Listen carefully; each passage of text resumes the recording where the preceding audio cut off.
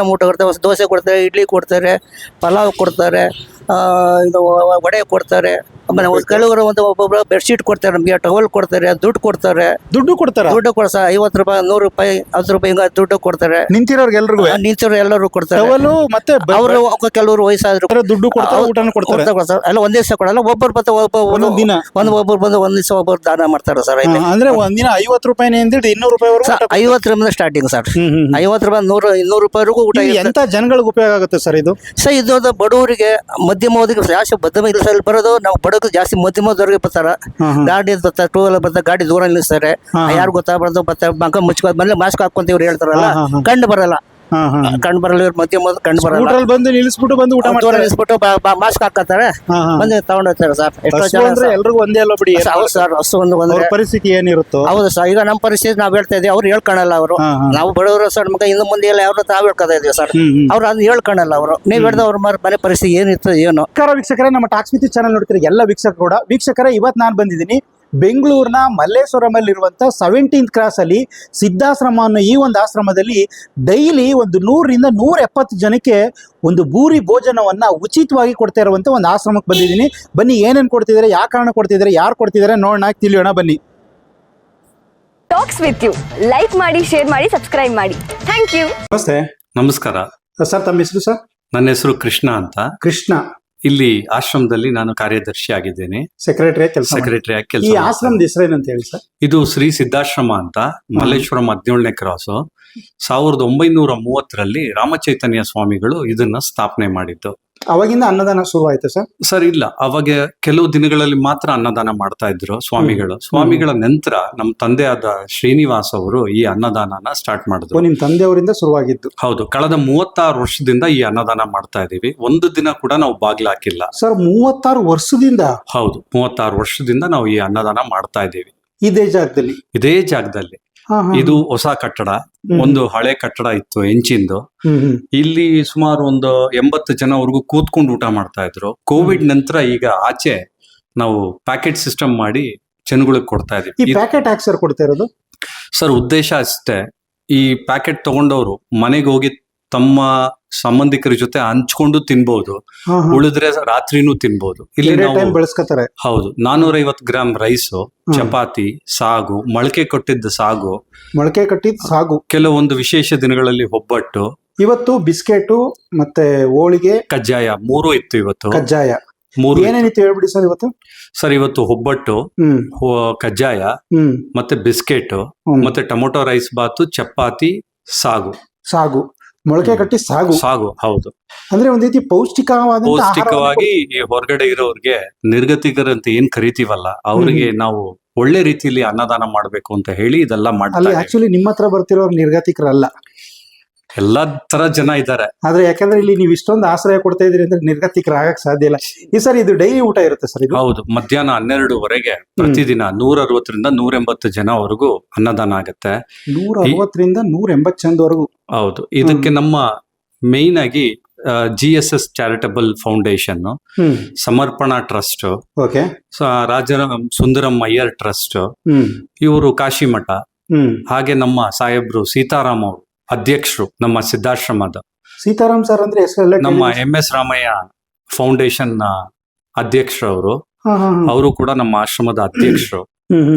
ಅವರ ಸಹಯೋಗದಿಂದನೇ ಈ ಅನ್ನದಾನ ಮತ್ತೆ ಈ ಆಶ್ರಮ ಕಟ್ಲಿಕ್ಕೆ ಸಾಧ್ಯ ಆಯ್ತು. ನಮ್ಗೆ ಕಟ್ಲಿಕ್ಕೆ ಸಾಧ್ಯ ಆಗಿದೆ. ಅವರ ಸಹಕಾರ ಕೂಡ ಇದೆ, ತುಂಬಾ ಸಹಕಾರ ಇದೆ. ಅವರು ಮಂತ್ರಿಗಳಾಗಿದ್ದಂತವ್ರು? ಹೌದು, ಮುಂಚೆ ಮಂತ್ರಿ ಆಗಿದ್ರು, ಈಗ MLC ಆಗಿದ್ದಾರೆ. ಹಾಗೆ ಜನಗಳು ಕೂಡ ನಮ್ಮನ್ನ ಕೈ ಹಿಡಿದಿದ್ದಾರೆ. ನಿತ್ಯ ಒಂದು ಬರ್ಡೇ ಪಾರ್ಟಿಗೆ, ನೆನಪಿಗಾಗಿ, ಅನ್ನದಾನಕ್ಕಾಗಿ, ದೇವರ ಹೆಸರಲ್ಲಿ ಈ ತರ 500 ರೂಪಾಯಿಂದ ಹಿಡಿದು 15,000 ರೂಪಾಯಿವರೆಗೂ ಇಲ್ಲಿ ಆಶ್ರಮಕ್ಕೆ ದಾನ ಮಾಡ್ತಾರೆ. ಹೊರಗಡೆಯಿಂದ ಜನನು ಕೂಡ ಜನನು ದಾನ ಮಾಡ್ತಾರೆ. ಮತ್ತೆ ದಿನಸಿ ಧಾನ್ಯಗಳು ತಂದು ಕೊಡ್ತಾರೆ, ಆಹಾರ ಪದಾರ್ಥಗಳು ಕೊಡ್ತಾರೆ. ನಮ್ಮ ಅಡಿಗೆ ಮನೆ ಇದೆ, ಸ್ಟೋರ್ಸ್ ಇದೆ. ನಾವೇ ಅಡಿಗೆ ಎಲ್ಲ ಇಲ್ಲೇ ತಯಾರಾಗುತ್ತೆ? ಎಲ್ಲ ಇಲ್ಲೇ ತಯಾರಾಗುತ್ತೆ. ಹೊರಗಡೆ ಏನು ತರಲ್ಲ, ಎಲ್ಲ ಇಲ್ಲೇ ತಯಾರಿಸಿ ಇಲ್ಲೇ ಕೊಡೋದು. ಅಂದ್ರೆ ಕೊಡ್ತಾ ಇದೀವಿ ಅಂತ ಹೇಳಿ ನೀವು ಹೈಜೆನಿಕ್ ಕೊಡೋದನ್ನು ಕೂಡ ಮರ್ತಿಲ್ಲ? ಹೌದು. ನೀವು ನಮ್ಮ ಸ್ಟೋರ್ ನೋಡಬಹುದು. Okay sir. ಒಂದು ಕಳಪೆ ಪದಾರ್ಥ ಕೂಡ ನಿಮ್ಗೆ ಸಿಗಲ್ಲ. ಅದೇ ಈಗ ಸ್ಟೋರ್ ನೋಡ್ತಾ ಇದೀವಿ. ನಾವೇನಂದ್ರೆ ನಾವೇನ್ ತಿಂತೀವಿ ಅದನ್ನೇ ನಾವು ಕೊಡ್ತೀವಿ, ನಾವ್ ಏನ್ ಕೊಡ್ತೀವಿ ಅದನ್ನೇ ನಾವು ತಿಂತೀವಿ. ಹಾಗೆ ನಮ್ಮ ಆಶ್ರಮದ ಒಂದು ಸ್ಲೋಗನ್ ಬಂದು ಹಸಿದವನಿಗೆ ಅನ್ನ, ಬಾಯಾರಿದವನಿಗೆ ನೀರು ಅಂತ ಹೇಳಿ ನಮ್ಮ ಮಿಷನ್ ಅಂಡ್ ವಿಷನ್ ಕೂಡ ಇಟ್ಕೊಂಡಿದ್ದೇವೆ. ನಿಮ್ಮ ಒಂದು ಲೈನ್. ಹೌದು. ಇಲ್ಲಿ ರಕ್ತದಾನ ಶಿಬಿರ ಮತ್ತೆ ವಿದ್ಯಾದಾನಕ್ಕೆ ಎವ್ರಿ ಜೂನ್ ಮಂತ್ಲಲ್ಲಿ ಕಂಪ್ಯೂಟರ್ಸು, ಲ್ಯಾಪ್ಟಾಪ್ಸು, ಬುಕ್ಸು ಗೌರ್ಮೆಂಟ್ ಸ್ಕೂಲ್ಸ್ಗೆ ಪ್ರೊವೈಡ್ ಮಾಡ್ತೀವಿ. ಗೌರ್ಮೆಂಟ್ ಸ್ಕೂಲ್ಸ್ಗೆ ಪ್ರೊವೈಡ್ ಮಾಡ್ತೀವಿ. ಎಷ್ಟು ಸ್ಕೂಲ್ಗಳು ಕೊಟ್ಟಿರ್ಬೋದು? ಸುಮಾರು 17 ಇಂದ 18 ಗೌರ್ಮೆಂಟ್ ಹಳ್ಳಿ ಕಡೆ ಇರೋ ಗೌರ್ಮೆಂಟ್ ಸ್ಕೂಲಿಗೆ ಮಾತ್ರ ನಾವು ಪ್ರೊವೈಡ್ ಮಾಡೋದು. ಸಿಟಿ ಕೊಡೋದಿಲ್ಲ? ಇಲ್ಲ. ಚನ್ನಪಟ್ಟಣಲ್ಲಿ ಇರೋ 3 ರೆಸಿಡೆನ್ಸಿ ಸ್ಕೂಲ್ ಅವರಿಗೆ ಒಂದು 15 ಕಂಪ್ಯೂಟರ್ಸ್ ಕೂಡ ಪ್ರೊವೈಡ್ ಮಾಡಿದ್ದೀವಿ. 10ನೇ ಕ್ಲಾಸ್ ತರಬೇತಿ ನಂತರ ಆ ಡಿಜಿಟಲೈಸೇಷನ್ ಅಂತ ಏನಿದೆ ಅಂತ ಹೇಳಿ ಓದಿ ಮಕ್ಕಳು ಮುಂದೆ ತಗೊಂಡು ಹೋಗ್ಬೇಕು ಅಂತ ಹೇಳಿ ಅಲ್ಲೇ 10-15 ಕಂಪ್ಯೂಟರ್ಸು 3 ಸ್ಕೂಲಲ್ಲಿ ಟೋಟಲ್ 35 ಕಂಪ್ಯೂಟರ್ಸ್ ನ ಅಸೆಂಬ್ಲಿ ಮಾಡಿ ಇಟ್ಬಿಟ್ಟಿದ್ದೀವಿ. ಸರ್, ಈಗ ನೀವು ಇಷ್ಟೊಂದೆಲ್ಲ ಚೆನ್ನಾಗಿ ಮಾತಾಡ್ತಾ ಇದ್ದೀರಾ, ನೀವೇನ್ ಕೆಲಸ ಮಾಡ್ತಾ ಇದ್ದೀರಾ? ನಾನು ಟೊಯೋಟಾ ಕಿರ್ಲೋಸ್ಕರ್ ಆಟೋ ಪಾರ್ಟ್ಸ್ ಅಲ್ಲಿ ಇದ್ದೇನೆ. ನಾನು ಸುಮಾರು 26 ವರ್ಷದಿಂದ ಕೆಲಸದಲ್ಲಿದ್ದೇನೆ. ಸರ್, ನೀವು ಟೊಯೋಟಾ ಅಂತ ಒಂದು ಪ್ರಸಿದ್ಧ ಕಂಪನಿಲಿ ಕೆಲಸ ಮಾಡ್ಕೊಂಡು ಇಲ್ಲಿ ಸೆಕ್ರೆಟರಿ ಅಂದ್ರೆ ಸಂಪೂರ್ಣ ಜವಾಬ್ದಾರಿ ನಿಮ್ದೇನೆ? ಹೌದು. ನನ್ನ ಫ್ರೀ ಟೈಮ್ ಅಲ್ಲಿ ನಾನು ಶಿಫ್ಟ್ ಅಲ್ಲಿ ವರ್ಕ್ ಮಾಡ್ತೀನಿ. ಶಿಫ್ಟ್ ಅಲ್ಲಿ ಅಂದ್ರೆ ಯಾವ shift ಇರುತ್ತೆ ಸರ್? ಈಗ ಸೆಕೆಂಡ್ ಶಿಫ್ಟ್ ಇದ್ರೆ ಬೆಳಗ್ಗೆ ಹೊತ್ತು ಇಲ್ಲಿ ಕೆಲಸ ಮಾಡ್ತೀನಿ. ಫಸ್ಟ್ ಶಿಫ್ಟ್ ಇದ್ರೆ ಸಾಯಂಕಾಲ ಮಾಡ್ತೀನಿ. ಇದಕ್ಕೆ ನನ್ನ ಫ್ಯಾಮಿಲಿ ಅವರು, ನನ್ನ ಹೆಂಡತಿ, ಮಕ್ಕಳು ಮತ್ತೆ ನನ್ನ ಸ್ನೇಹಿತರು ಕೂಡ, ನಮ್ಮ ಡೈರೆಕ್ಟರ್ಸ್ ಅಂತ ಇದ್ದಾರೆ, ಗುರುಪ್ರಸಾದ್, ರಘುಬಾಬು, ಪ್ರಸನ್ನ, ರಂಗಮ್ಮನಾರು, ಇವರು ರಮೇಶ್, ಇವರೆಲ್ಲ ಒಂದು HODs ಆಗಿ ಬೇರೆ ಬೇರೆ ಕಾಲೇಜಸ್ ಅಲ್ಲಿ, ಇನ್ಸ್ಟಿಟ್ಯೂಟ್ ಅಲ್ಲಿ, DGM ಪೋಸ್ಟ್ ಅಲ್ಲಿ ಇರೋರು. ಇವರೆಲ್ಲರೂ ಬಂದು ಈ ಆಶ್ರಮದಲ್ಲಿ ಸೇವೆ ಮಾಡ್ತಾರೆ. ಅಂದ್ರೆ ಉನ್ನತ ಹುದ್ದೆಯಲ್ಲಿ ಇದ್ರು ಕೂಡ ಎಲ್ಲರೂ ಬಂದು ಸೇವೆ ಮಾಡ್ತಾರೆ, ಸೇವಕರ ಕೆಲಸ ಮಾಡ್ತಾರೆ. ಹೌದು. ಈ ಅನ್ನದಾನಕ್ಕೋಸ್ಕರನೇ ಎಲ್ಲರೂ ದುಡಿತಾ ಇದ್ದೀವಿ, ಸೇವೆ ಅನ್ನದಾನಕ್ಕೋಸ್ಕರನೇ. ಹೌದು ಸರ್. ಆಮೇಲೆ ಜೊತೆಗೆ ನೀವು ಒಂದು ಉತ್ತಮವಾದಂತ ಕಂಪ್ನಿಲಿ ಕೆಲಸ ಮಾಡ್ತಾ ಇದ್ದೀರಾ. ಟೊಯೋಟೋ ಅಂತಂದ್ರೆ ಇಡೀ ಪ್ರಪಂಚಕ್ಕೆ ಗೊತ್ತು. ಆದ್ರೆ ಅಂಥದ್ರಲ್ಲಿ ಇಟ್ಕೊಂಡು ಒಂದು ಬದುಕನ್ನ ಕಟ್ಕೊಳ್ಳೋದು, ಬದುಕನ್ನ ಎಂಜಾಯ್ ಮಾಡೋದಿರ್ತಾರೆ. ಆದ್ರೆ ನೀವು ಇಷ್ಟೊಂದು ಆಧ್ಯಾತ್ಮಿಕವಾಗಿ ಮಾತಾಡ್ತಾ ಇದ್ದೀರಾ. ಸರ್, ನೀವು ಬಹುಶಃ ಲೈನ್ ನೋಡಿರ್ಬೋದು, ಎಷ್ಟು ಡಿಸಿಪ್ಲೈನ್ ಆಗಿ ಲೈನ್ ಅಲ್ಲಿ ನಿಂತ್ಕೊಂಡು. ಇಲ್ಲಿ 3 ತರ ಜನ ಇರ್ತಾರೆ. ಒಂದು ನಿರ್ಗತಿಕರು ಅಂತ ಕರಿಬಾರ್ದು, ಅವರು ಏನು ಇಲ್ದಿರೋರು ಒಂದು 40ರಿಂದ 50%. ಕಮ್ಮಿ ವೇತನದಲ್ಲಿ ಕೆಲಸ ಮಾಡೋರು, ಕೂಲಿ ಕಾರ್ಮಿಕರು, ಇವರೆಲ್ಲ ಅನ್ನ ತಗೊಂಡ್ರೆ ಅವ್ರಿಗೆ ಒಂದೊತ್ತು ಹೊಟ್ಟೆ ತುಂಬಿದ್ರೆ ಈ ಕ್ರೈಮ್ ಅನ್ನೋದು ಮೆಂಟಾಲಿಟಿಗೆ ಅವ್ರು ಹೋಗಲ್ಲ. ಸೂಪರ್ ಸರ್, ನಿಜ. ಇವತ್ತಿನ ನಿಜವಾಗ್ಲೂ ಕೂಡ ಬೇರೆ ದೇಶಗಳಲ್ಲಿ ಆಗ್ತಿರೋದು ಇದೆ. ಅದಕ್ಕೋಸ್ಕರನೇ ನಾವು ಈ ಅನ್ನದಾನ ನಾನು ಮಾಡ್ತಾ ಇಲ್ಲ, ಮಾಡಿಸ್ತಾ ಇದ್ದೀನಿ. ಜನಗಳು ಕೊಟ್ಟಿದ್ನ ನಾನು, ನನ್ನಲ್ಲಿ ಪ್ರೊಫೆಷನಲ್ ಇದೆ, ಜಾಗ ಇದೆ, ಅದಕ್ಕೋಸ್ಕರ ಈ ಅನ್ನದಾನ ಮಾಡಿಸ್ತಾ ಇರೋದು. ಈಗ ಡೈಲಿ ಜನಗಳು ಕೊಡ್ತಾರೆ, ಏನಾದ್ರು ಸಹಾಯ ಮಾಡ್ತಾರೆ. ಈಗ ಡೈಲಿ ಒಂದು ಎಷ್ಟು ಖರ್ಚು ಆಗ್ಬೋದು ಸರ್ ನಿಮ್ಗೆ? ಸುಮಾರು ನನಗೆ 15,000 ರೂಪಾಯಿವರೆಗೂ ಖರ್ಚು ಬೀಳತ್ತೆ. ಈಗ ಯಾರಾದ್ರೂ ಈಗ 500 ರೂಪಾಯಿ ಕೊಡ್ತಾರೆ, 1,000 ರೂಪಾಯಿ ಕೊಡ್ತಾರೆ, ದಿವಸ ಕೊಟ್ಟಿಲ್ಲ ಅಂದ್ರೂ ಸರಿ, ಏನಿದ್ರು ಸರಿ, ನಾವು ಏನು ವಾರಕ್ಕೆ ತಿಂಗಳಿಗೆ ಕೊಟ್ಟಿರ್ತಾರೆ ಅದನ್ನ ನಾವು ತಿಂಗಳಿಗೆ ಡಿವೈಡ್ ಮಾಡ್ಕೊಂಡು ಅದನ್ನ ಹಂಚ್ತೀವಿ. ಒಂದಿನ 20,000 ಬಂದಿದ್ರೆ 5,000 ರೂಪಾಯಿನ ನೆಕ್ಸ್ಟ್ ಡೇಗೆ ಅನ್ನದಾನಕ್ಕೆ ಬಳಕೆ ಮಾಡ್ತೀವಿ. ಸರ್, ಒಂದ್ ನಿಮಿಷ. ಎಷ್ಟೋ ಜನ ದೊಡ್ಡ ಮೊತ್ತದ ಹಣವನ್ನ ಹೇಳೋದೇ ಇಲ್ಲ. ಎಷ್ಟೋ ಕಡೆ ನಾವು ನೋಡಿದೀವಿ. ನೀವು ಹೇಳಿದ್ರಿ ಇಲ್ದೇ ದಿವಸ ಏನ್ ಮಾಡ್ತೀರಿ ಅಂದ್ರೆ ಒಂದೊಂದ್ ದಿವಸ ಹೆಚ್ಚಿಗೆ ಕೊಟ್ಟಿರೋದನ್ನ ಬಳಸ್ತೀವಿ ಅಂತ ಹೇಳಿದ್ರಿ. ನಿಜವಾಗ್ಲೂ ಕೂಡ ಮನುಷ್ಯನ ರೂಪದಲ್ಲಿ ದೈವತ್ವ ಕಾಣ್ಬೋದು ಅಂತಂದ್ರೆ ಈ ಮಾತಲ್ಲಿ ಕಾಣ್ಬೋದು. ಇಲ್ಲ ಸರ್, ಆತರ ನಾವು ಪುಣ್ಯ ಪಾಪ ಸೇವೆಯಲ್ಲಿ ಏನು ನಂಬಲ್ಲ. ನಮ್ಮಲ್ಲಿರೋ ಟೈಮ್ಗೆ ಒಂದು 10 ಜನಕ್ಕೆ ಒಳ್ಳೇದಾದ್ರೆ ಸಾಕು ಅಂತ ನಾವು ಈ ಕೆಲಸ ಮಾಡ್ತಾ ಇದೀವಿ. ಇಲ್ಲಿ ಮೌಢ್ಯನೂ ಕೂಡ ಇಲ್ಲ, ಮಾನವೀಯತೆ ಮೆರಿತಾ ಇದೆ. ಅದು ಯೂಶಲಿ ಹೇಳಕ್ ಹೋದ್ರೆ ಒಂದು 100 ಜನ ನಮ್ಮಲ್ಲಿ ಊಟ ಮಾಡಿದ್ರೆ ಅದೇ ನಮಗ್ ಸಂತೋಷ. ಅದು ಬಿಟ್ರೆ ಬೇರೆ ಯಾವ ಸಂತೋಷ. ನಿಮ್ ತಂದೆ ಈ ತರದ ಸದ್ಗುಣಗಳನ್ನ ಕಲ್ಸಿರೋದಕ್ಕೆ ನೀವು, ನಿಮ್ ನಂತರ ನಿಮ್ ಮಗ, ನಿಮ್ಮ ಹೆಂಡತಿ ಅವರು ಕೂಡ ಪ್ರತಿದಿನ ಬಂದು ಇಲ್ಲಿ ಸೇವೆ ಮಾಡ್ತಾರೆ. ಎಂತ ಇದು ಸರ್, ಇದು ಮಿರಾಕಲ್. ನಿಜವಾಗ್ಲೂ ಕೂಡ ಒಂದು ಒಳ್ಳೆ ಕಡೆ ಕಂಪ್ನಿ. ಈ ಕೆಲ್ಸಕ್ಕೆ ಹೋಗ್ಬೇಕು ನೀವೀಗ. ಈಗ ಮಾತಾಡಿ ಮುಗಿದ ತಕ್ಷಣ ಕೆಲ್ಸಕ್ಕೆ ಹೋಗ್ಬೇಕು. ಸರ್, ಈಗ ಯಾವ್ಯಾವ ತರ ಜನ ಬರ್ತಾರೆ ಸರ್ ಇಲ್ಲಿ? ಇಲ್ಲಿ ನಾನು ಹೇಳ್ದಾಗೆ ಒಂದ್ 40ರಿಂದ 50 ಜನ ಏನೂ ಇಲ್ದಿರೋರು, ದುಡಿಲಿಕ್ಕೆ ಆಗ್ದಿರೋರು, ರೋಡ್ ಸೈಡ್ ಮಲಗಿರೋರು, ವಯಸ್ಸಾಗಿರೋರು ಅಂತವ್ರು ಬರ್ತಾರೆ. 11 ಬಂದು 11 ಗಂಟೆಗೆಲ್ಲ ಬಂದು ಕೂತ್ಬಿಟ್ಟಿರ್ತಾರೆ ಇಲ್ಲಿ.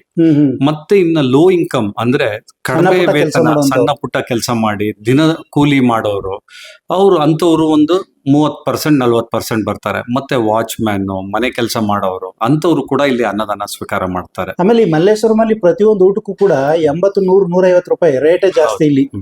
ತುಂಬಾ ಜನಗೆ ಮಿಡ್ಲ್ ಕ್ಲಾಸ್ ಅವ್ರಿಗೆ ಹೆಲ್ಪ್ ಆಗುತ್ತೆ.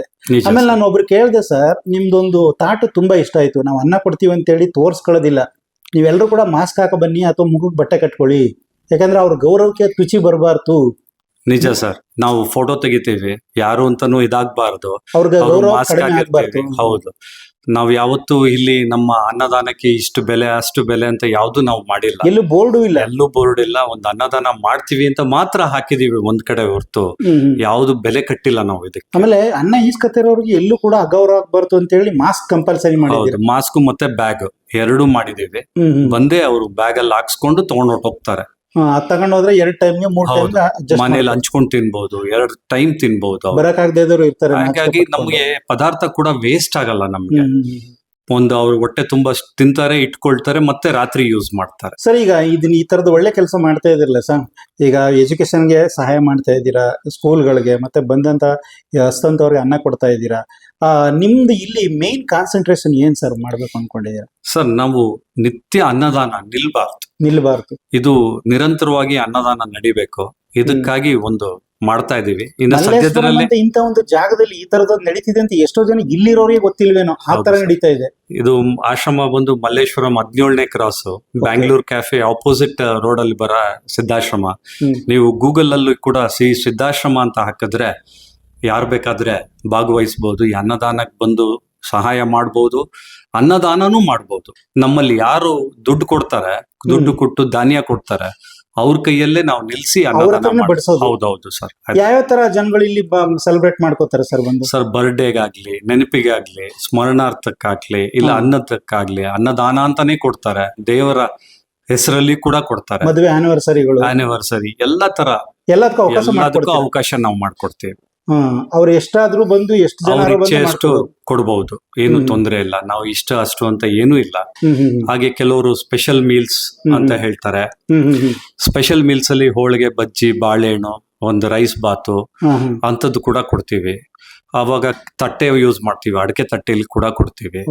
ಸೊ ಅದು ಕೂಡ ನಾವು ಆಶ್ರಮದಿಂದಾನೇ ಸಹಕಾರ ಮಾಡಿ ಅವ್ರಿಗೆ ಅವರು ಅನ್ಕೊಂಡಿದ್ದ ರೀತಿಲಿ ಅನ್ನದಾನ ಮಾಡಿ ಹೈಜೀನಿಕ್ ಆಗಿ ಮಾಡ್ಕೊಡ್ತೀವಿ. ಯಾಕಂದ್ರೆ ನಾನು ಯಾಕಂತಂದ್ರೆ ಈಗ ಕೇಳಿದ್ವಿ, ತುಂಬಾ ಜನ ನೋಡ್ತಿರೋ ಯಾರಾದ್ರೂ ಕೂಡ ಇಂಥ ಒಂದು ಜಾಗದಲ್ಲಿ ಬಂದು ಕೊಡಬೇಕು ಅಂತ ಅನ್ಸಿದ್ರೆ ಅವ್ರಿಗೆ ಅವಕಾಶ ಇರುತ್ತಾ ಅಂತ ಅನ್ಕೊಂಡು ಇಲ್ಲೇ ಅಡಿಗೆ ಮಾಡ್ತಾ ಇದ್ದೀರಾ, ಅವ್ರ ಕೈಯಲ್ಲೇ ಊಟ ಬಡಿಸ್ತಾ ಇದ್ದೀರಾ. ದಯವಿಟ್ಟು ಇದು ಜಾಗನೇ ಅಂತ ಜಾಗ. ಆಶ್ರಮ ಅಂದ್ರೇನೆ ಹೆಸರೇ ಅದು. ಬರ್ಬೋದು, ಭಾಗವಹಿಸಬಹುದು. ಆಮೇಲೆ ಯಾವುದೇ ಕಟ್ಟುಪಾಡು ಇಲ್ಲ. ಅಲ್ಲಿ ದೇವ್ರ ಮಂದಿರ ಹತ್ರ, ಸ್ವಾಮೀಜಿ ಅವರ ವಿಗ್ರಹ ಹತ್ರ ಯಾರು ಹೋಗ್ಬೋದು, ಏನಾರು ಬರ್ಬೋದು. ಅಲ್ಲಿ ಎಷ್ಟು ನೀಟಾಗಿದೆ, ಎಷ್ಟು ಒಂದ್ ರೀತಿ ಸಿಸ್ಟಮೆಟಿಕ್ ಆಗಿ ಹೋಗ್ತದೆ ಸರ್ ಇದು. ನಾವು ಯಾವ ಕ್ಯಾಸ್ಟ್ ಅಲ್ಲಿ ನಂಬಲ್ಲ ಸರ್. ಆಶ್ರಮ ಜನಕ್ಕೋಸ್ಕರನೇ ಈ ಆಶ್ರಮ ಕಟ್ಟಿರೋದು. ಅದು ಉಪಯೋಗಿಸ್ಕೊಳ್ಬೇಕಾಗಿರೋದು ಜನಗಳಿಗೋಸ್ಕರನೇ. ಜನಗಳಿಗೋಸ್ಕರ ಜನನೇ ಮಾಡ್ತಾರೆ. ಎಷ್ಟು ಜನ ಕೆಲಸ ಮಾಡ್ತಾರೆ ಸರ್ ಇಲ್ಲಿ? ನಮ್ಮಲ್ಲಿ 4 ಜನ ಇದೀವಿ ಸರ್ ಕೆಲಸ. 4 ಜನನು ಬೆಳಗ್ಗೆಯಿಂದ ಅನ್ನದಾನ ಆದ್ಮೇಲೆ ಮಧ್ಯಾಹ್ನ ನಮ್ಮ ಆಫೀಸ್ ವರ್ಕ್, ಸಣ್ಣ ಪುಟ್ಟ ಕ್ಲೀನಿಂಗ್ ವರ್ಕ್, ಮತ್ತೆ ಪ್ರಿಪರೇಷನ್ ನಾಳೆಗೆ. ಸರ್, ಈಗ ನೀವು ಇದೇ ಹೇಳಿದ್ರಿ, ಈ ಅನ್ನದಾನ 35 ವರ್ಷದಿಂದ ಅಂತ ಹೇಳಿದ್ರಿ. ಒಂದು ತುಂಬಾ ಕರಾಳ ದಿನ ಅಂತಂದ್ರೆ ಕೋವಿಡ್. ಆ ಟೈಮಲ್ಲಿ ನಿಮ್ಗೆ ಯಾರು ಸಪೋರ್ಟ್ ಮಾಡಿದ್ರು, ಯಾವ ತರ ಅನ್ನದಾನ ಮಾಡಿದ್ರು? ಸರ್, ತುಂಬಾ ಜನ ನಮಗೆ ಸಪೋರ್ಟ್ ಮಾಡಿದ್ರು. ಸ್ಪೆಷಲಿ ನಾ ಹೇಳಿದಾಗೆ GSS ಚಾರಿಟಬಲ್ ಟ್ರಸ್ಟ್ ಅವರು ಸಪೋರ್ಟ್ ಮಾಡಿದ್ರು. ಮಾಡರ್ನ್ ಬ್ರೆಡ್ ಅವರು ಸಪೋರ್ಟ್ ಮಾಡಿದ್ರು. ಮಾಡರ್ನ್ ಬ್ರೆಡ್ ಕಂಪನಿಯವರು ಕೂಡ ಏನ್ ಮಾಡಿದ್ರು ಸರ್? ನಮಗೆ ಒಂದು ಲೋಡ್ ಆಗಷ್ಟು ಬ್ರೆಡ್, ಬನ್ನು ಎಲ್ಲ ಸಪ್ಲೈ ಮಾಡಿದ್ರು ಅವರು. ಒಂದು ಲೋಡ್ ಬನ್ನ? ಹೌದು. ಆ ಟೈಮಲ್ಲಿ ಇವರು ಸಹಾಯ ನಾವು ಮರೀಲಿಕ್ಕಾಗಲ್ಲ. Modern factory, modern bread factory ಪೀಣ್ಯದಿಂದ. ಹೌದು. ಅದನ್ನೆಲ್ಲ ತಂದು ಯಾರ್ಯಾರು ತಂದು ಜನಕ್ಕೆ ಅವಾಗ ಹೋಟೆಲ್ ಇರ್ಲಿಲ್ಲ ನೋಡಿ. ತುಂಬಾ ಜನ ಬಂದು ನಮ್ಮ 800 ಜನವರೆಗೂ ಬೆಳಗ್ಗೆ 6 ಗಂಟೆಯಿಂದ 12 ಗಂಟೆವರೆಗೂ ನಾವು ಅಡಿಗೆ ಮಾಡ್ತಾನೆ ಇದ್ವಿ. ಸುಮಾರು ಪ್ಯಾಕೆಟ್ಸ್ ಮಾಡಿ 2 ಹೊತ್ತಕ್ಕೆ ಊಟ ಆಗಷ್ಟು ನಾವು 800 ಜನವರೆಗೂ ಕೊಟ್ಟಿದ್ದೀವಿ ಕೋವಿಡ್ ಟೈಮಲ್ಲಿ. ಈಗ ಕೂಡ ಜನಗಳು ನೆನ್ಸ್ಕೊಳ್ತಾರ ಅದನ್ನ. ಆಶ್ರಮದಲ್ಲಿ ನಾನು ಆ ಟೈಮಲ್ಲಿ ಊಟ ಮಾಡಿದ್ದೆ ಅಂತ ತುಂಬಾ ಹೇಳ್ಕೊಳ್ಳೋದು ಉಂಟು ಇವಾಗ. ಅಷ್ಟು ನಮ್ಮ ಕೋವಿಡ್ ಅಲ್ಲಿ ಆಶ್ರಮ ಸಹಾಯ ಆಗಿದೆ ಜನಗಳಿಗೋಸ್ಕರ. ಹಾಗೆ ರೇಷನ್ಸ್ ಕೊಟ್ಟಿದ್ದೀವಿ ಜನಗಳಿಗೆ, ಸಣ್ಣ ಪುಟ್ಟ ಫ್ಯಾಮಿಲೀಸ್ಗೆ ರೇಷನ್ಸ್ ಕೊಟ್ಟಿವಿ. 3 ತಿಂಗಳವರೆಗೂ ಕೊಟ್ಟಿದ್ದೀವಿ ರೇಷನ್ಸ್. ಅಂದ್ರೆ ಉಳ್ಳವರು ಯಾರು ಕೊಡ್ತಾರೋ ಅದನ್ನ ಇಲ್ದೇದೋ ಕೊಡೋದೇ ನಿಮ್ ಕೆಲಸ ಸರ್. ಇದು ಬಂದು ಆಶ್ರಮ ಅನ್ನೋದಕ್ಕಿಂತ ಜನಗಳು ಸಹಾಯ ಮಾಡಿದ್ರಿಂದ ಇದೆಲ್ಲ ಮಾಡಕ್ ಸಾಧ್ಯ ಆಯ್ತು. ಇದನ್ನ ಕೈ ಹಿಡಿದಿರೋದೇ ಜನಗಳು. ಇದಕ್ಕೆ ಶ್ರೀರಾಮ ಹೇಳಿರೋದು ರಾಮರಾಜ್ಯ ಅಂದ್ರೆ ಇದನ್ನೇ ಇರ್ಬೇಕು. ಜನಗಳಿಗೆ ದಾನ ಮಾಡಿರೋದೇ ಈ ಆಶ್ರಮದಿಂದ ಎಲ್ರಿಗೂ ನಾವು ಮಾಡಿರೋದು. ಇಷ್ಟಾಗಿ ನನ್ನ ಈ 2 ಮಾತುಗಳನ್ನ ಮುಗಿಸ್ತಿದ್ದೀನಿ. Thank you sir. Thank you very much. ಏನೇನು ಊಟ ಕೊಟ್ಟಿದ್ರು ಅನ್ನೋದನ್ನ ನಾವು ನೋಡೋಣ ಬನ್ನಿ. ಮೊದಲಿಗೆ ನೋಡಿ, ಇಲ್ಲಿ ಬಂದ ತಕ್ಷಣ ಬಿಸಿ ಬಿಸಿ ಪಲಾವ್ ಕೊಡ್ತಾರೆ.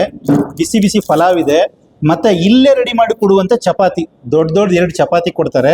ಜೊತೆಗೆ ಇಲ್ಲಿ ನೋಡಿ ಕಾಳು, ಬನ್ನಿ ಬ್ರದರ್, ಮೊಳಕೆ ಕಟ್ಟಿದ ಎಲ್ಲಾ ತರದ ಕಾಳುಗಳನ್ನು ಕೂಡ ಮಿಶ್ರಣ ಮಾಡಿ ಮೊಳಕೆ ಕಟ್ಟಿದ ಕಾಳು ಕೊಡ್ತಾರೆ. ಜೊತೆಗೆ ಹೋಳಿಗೆ, ಒಬ್ಬಟ್ಟು, ಒಂದ್ ಕಡೆ ಹೋಳಿಗೆ ಅಂದ್ರೆ ಒಬ್ಬಟ್ಟು ಕೊಡ್ತಾರೆ, ಬಿಸ್ಕೆಟ್ ಕೊಡ್ತಾರೆ, ಮತ್ತೆ ಇನ್ನೊಂದು ಅಪ್ಪಮ್ ಅಂತೇಳಿ ಮಂಗಳೂರು ಸೈಡ್ ಸಿಗುವಂತ ಒಂದು ಸ್ವೀಟ್ ಅನ್ನ ಕೊಟ್ಟಿರು, ಅದು ಆಲ್ರೆಡಿ ಖಾಲಿ ಆಗೋಯ್ತು. ಬಿಸಿ ಪಲಾವ್ ಕೊಟ್ಟಿದ್ದಾರೆ, ಬಿಸಿ ಬಿಸಿ ಪಲಾವ್ ಟೇಸ್ಟ್ ನೋಡಕ್ ಒಂಥರ ಸ್ಮೆಲ್ ಸಖತ್ತ ಬರ್ತಿದೆ.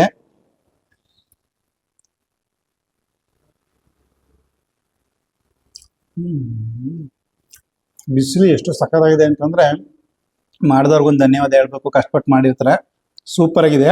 ಇನ್ನು ನೆಕ್ಸ್ಟು ಇಲ್ಲಿ ನೋಡಿ ಚಪಾತಿ ಕೊಟ್ಟಿದಾರಲ್ಲ, ಈ ಚಪಾತಿಲಿ ಮೊಳಕೆ ಕಟ್ಟಿದ ಒಂದು ಗೊಜ್ಜು ಟೈಪ್ ಮಾಡಿಕೊಟ್ಟಿದ್ದಾರೆ ಚಪಾತಿ ತಿನ್ನಕ್ಕೋಸ್ಕರನೇ. ಮೊಳಕೆ ಎಲ್ಲಾ ತರದ ಕಾಳುಗಳನ್ನು ಹಾಕಿ ಮೊಳಕೆ ಕಟ್ಟಿದ ಕಾಳು ಮಾಡಿಕೊಟ್ಟಿದ್ದಾರೆ.